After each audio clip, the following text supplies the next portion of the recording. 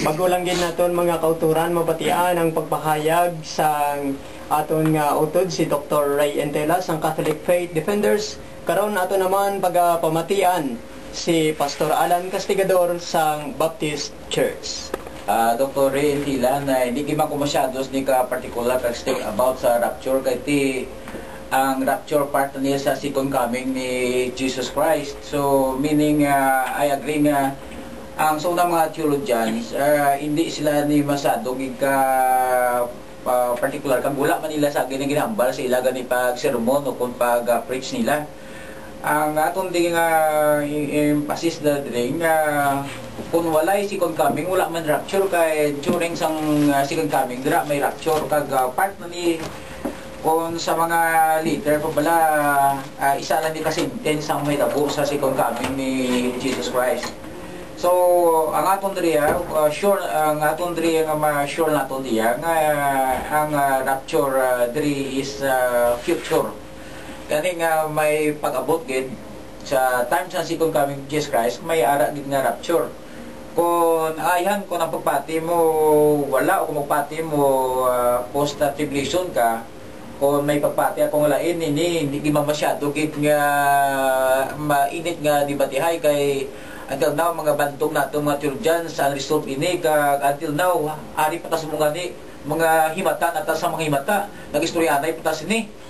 So sa mga manugpalamati mga kauturan mga abyan kamo lang mga nauna kag magahusgar sini sinambal sang balang sulatan ang aton diri nga dako nga emphasis bala kag matun-an naton diri how sure nga antes magabot yang Ginoo kag mag-rapture siya magpati ka man kung paano siya magkuha sa iyong mga tao di by rapture man kung hindi kung isa lang ka twinkle banay ato na tayo sa langit kung ano man da ang importante nga na-redeem lang imo kabuhi antes siya magkaring Ginoo kung antes ka man mapatay kaya nga man wala sing Kristos kabuhi wala kaluwasan kaya ang kaluwasan ginitrigar sa Diyos nga may sa iya.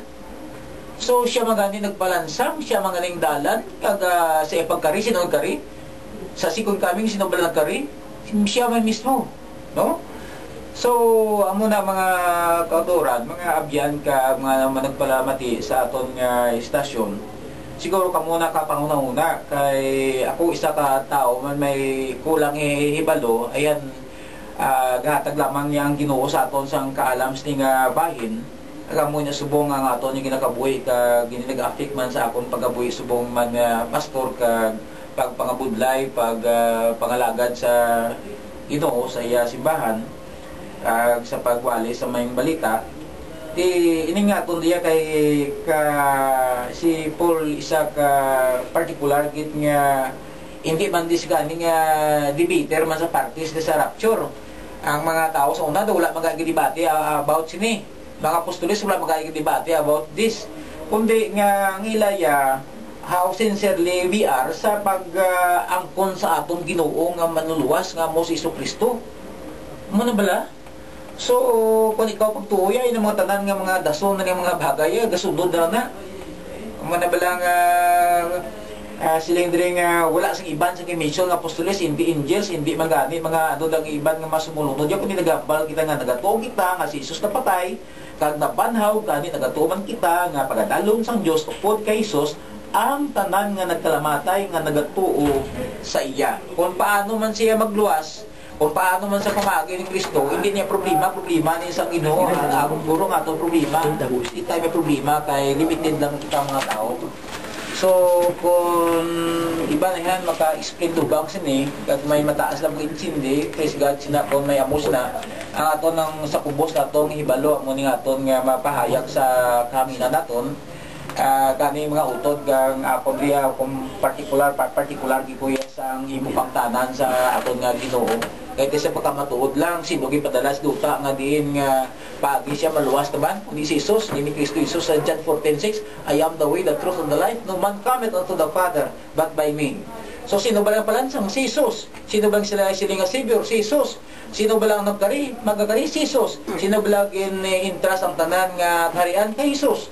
So even from the beginning gimension ng word Jesus nga din Ginoo din part sa creation. So even sa atong kaluwasan siya gituginan sang Dios kag din magabalik sa liwat kag siya mismo magakuha sa aton atoya ang tanan nga nagsalig kay Kristo. So gani sa sini yari lang tang be not spoker like those in 2 Peter 3:3, for his coming is sure and certain. Is it right to sell anything and sit on a hilltop waiting for him? Definitely not. Bago lang gid naton mga kauturan, mabatian ang pagpahayag ni Pastor Alan Castigador sa Baptist Church. Ato naman pagpamatian karon si Dr. Ray Entela sang Catholic Faith Defenders. Ako nagpasalamat gid sa aton bisita dito sa buong si Pastor Castigador. Kag nagrespeto ko siya bilang pastor sa Baptist Church. Amo ni nga ang aton nga dialog sa mga katuran, hindi sila nga daw pangitao ta ko sino idang mayo nga tao gid may mayong laki o sino gid malam gid. Di na mo ang purpose sa mga katuran. Tanawon ta ko iniblang teorya.